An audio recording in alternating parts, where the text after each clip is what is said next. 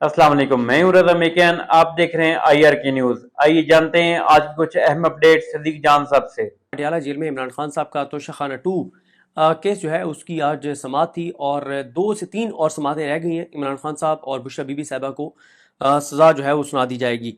इमरान खान साहब की बहनें इमरान खान साहब से मिलकर जब बाहर आई तो उन्होंने जो गुफ्तगू की, अलीमा खानम साहिबा ने, एक तो ये भी है कि आज भी कुछ नए टाउट भेजे गए थे और आज एक और वाक़या वहाँ पर कराने का प्लान था लेकिन वो नाकाम हो गया क्योंकि अलीमा खानम साहिबा जो हैं वो प्रेस कॉन्फ्रेंस करने के बाद उन्होंने सवालात नहीं लिए और वो वहाँ से चली गई। वैसे अलीमा खानम साहिबा को जिस तरह से पहले उन्होंने मीडिया का बायकॉट किया था, मीडिया को उन्हें बायकॉट करना चाहिए, सोशल मीडिया के साथ उनको टॉक करनी चाहिए। उसकी वजह यह है कि टीवी चैनल्स के साथ वो टॉक करती हैं तो टीवी चैनल्स चलाते तो हैं नहीं, लेकिन वहाँ पे मौजूद टाउट्स को मौका मिल जाता है। क्योंकि जब वो सोशल मीडिया के साथ बात कर रही होंगी तो फिर वो जो टाउट्स चैनल्स के भेजे जाते हैं उनको उस तरह से मौका नहीं मिलेगा। तो बहरहाल ये आप अलीमा खानम साहिबा ने देखना है।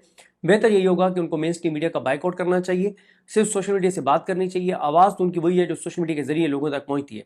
जब टीवी चैनल्स चलाते नहीं हैं तो फिर टीवी चैनल्स के साथ गुफ्तगू करना, मीडिया टॉक करना, टाउट्स को एक मौका फराम करने वाली बात है और टके टोकरी करें टीवी चैनल्स की क्या हैसियत और औकात है। बहरहाल अलीमा खानम साहबा ने कहा कि इमरान खान साहब जो है उनके तोशाखाना टू केस की जो समात है उसमें पिछली एक गवाह जो पहले आया था वो गवाह झूठा साबित हो गया है। होना तो ये चाहिए था कि जज शाहरुख अर्जुमंद को उस झूठे गवाह को उसी वक्त जेल भेजना चाहिए था 7 साल के लिए, लेकिन उन्होंने बजाय उस झूठे गवाह को जेल भेजने के उसकी गवाही झूठी साबित होने के बावजूद केस को आगे चला रहे हैं।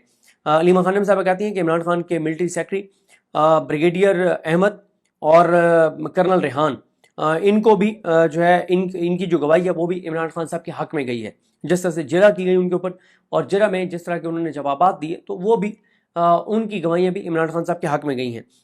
फिर उन्होंने यही बताया कि अगली 2-3 समातों में इमरान खान साहब को और बुशरा बीबी साहिबा को तोशाखाना टू केस में सजा सुना दी जाएगी।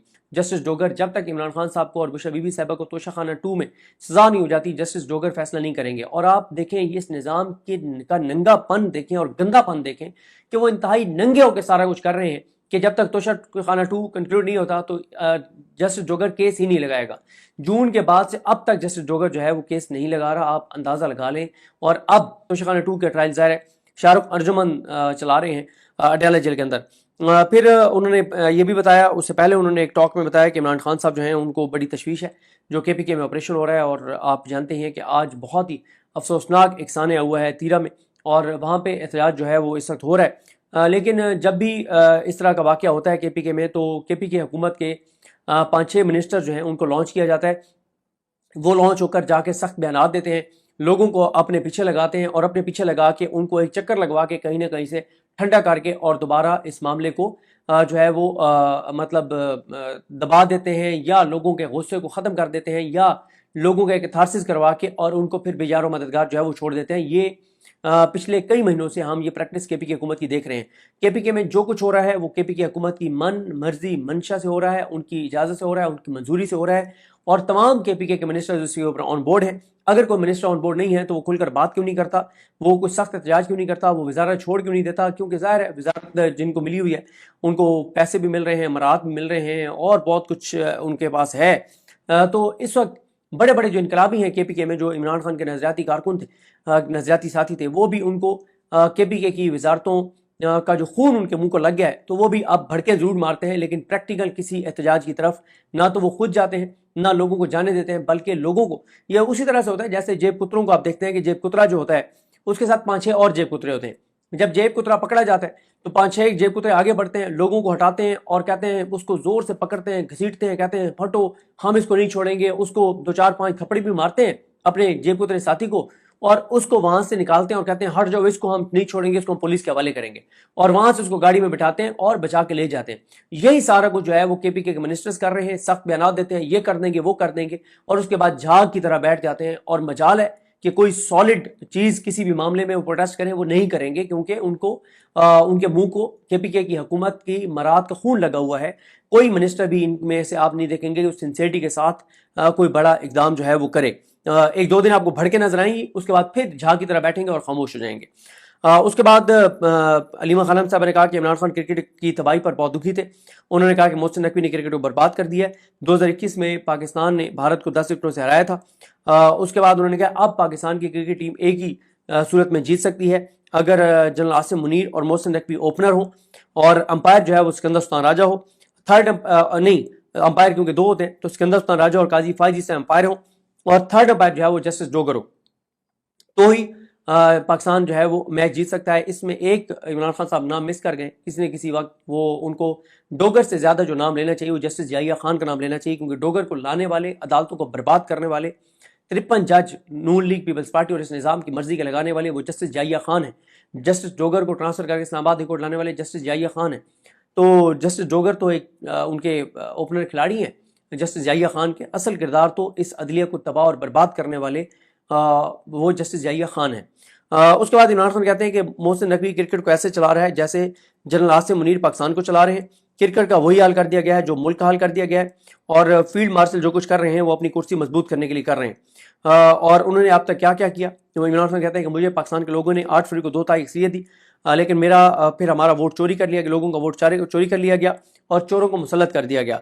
इमरान खान ने कहा कि मुशर्रफ भी डिक्टेटर था, लेकिन मुशर्रफ जो डिक्टेटर था एक तो उसने मीडिया को आज़ाद रखा हुआ था, दूसरा वो क्योंकि शरीफ खानदान का जरदारी का इंतसाब कर रहा था तो लोग उसके साथ थे। और अब जो इस्टेब्लिशमेंट है और उसकी क़यादत है उन्होंने चोरों, डाकुओं और लुटेरों को मुल्क पर मुसल्लत कर दिया है। मुल्क के अखलाकियात बर्बाद कर दिए हैं, मुल्क की अदालतें तबाह कर दी हैं। अदालतें जो हैं वो अब मातहत हुकूमती इदारा बन चुकी हैं। उन्होंने फिर एक बड़ी इंपॉर्टेंट बात की है कि आसिम लॉ के तहत के आसिम लॉ के जरिए को मानते हुए जो जज हैं, जो बेज़मीर जज हैं, वो जो काम कर रहे हैं आसिम लॉ के तहत, वो ये याद रखें कि पाकिस्तानी कौम और तारीख इन जजेस को कभी माफ़ नहीं करेगी। 27 सितंबर के जलसे पे इमरान खान साहब का बहुत फोकस है और उन्होंने कहा है कि ये पाकिस्तान के लोगों को कहा है कि आप निकलें, आप आएँ, आपने पाकिस्तान को आज़ाद कराना है, आपने पाकिस्तान की अदलिया को आज़ाद कराना है, आपने पाकिस्तान में आइन और कानून को बहाल करवाना है, तो आप आइए। और इमरान खान ने कहा कि अली अमीन गंडापुर को पैगाम दें कि अली अमीन गंडापुर और जुनैद अकबर मिलके और इस जलसे को कामयाब बनाएं। इमरान खान ने कहा है कि अपनी पार्टी से कहा है कि आप 3 साल से इस्टेब्लिशमेंट के साथ राब्ते में हैं, लेकिन आपको क्या मिला? हर गुजरते दिन के साथ आप पर सख्तियां बढ़ रही हैं, पीटीआई पर सख्तियां बढ़ रही हैं, मुझ पर सख्तियां बढ़ रही हैं। पीटीआई को क्रश कर दिया गया है, आपको क्रश कर दिया गया है और जुल्म बढ़ता जा रहा है। तो उन्होंने कहा कि इमरान खान ने कि ये जो कासिम खोखर पीटीआई के कारकुन जिसकी डेथ हुई है जेल में, उसके ऊपर बात की।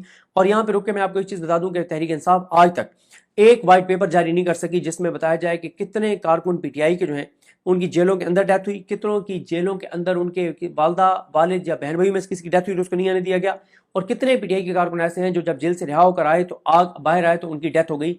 आज तक पीटीआई ने इसके ऊपर नहीं कहा कि इसके ऊपर कोई कमीशन बने, कहा तो कमीशन तो नहीं बनेगा, लेकिन ये जरूर है कि कम से कम एक नैरेटिव बनेगा और ये निज़ाम नंगा होगा। लेकिन पीटीआई ये कि बाहर क़यादत ये काम नहीं करती, क्योंकि मैं उन्हें लेला क़यादत कहता होता हूँ। तो नाज़रीन, ये थी आज की अहम अपडेट्स जो आपने जानी सदीक जान की ज़बानी।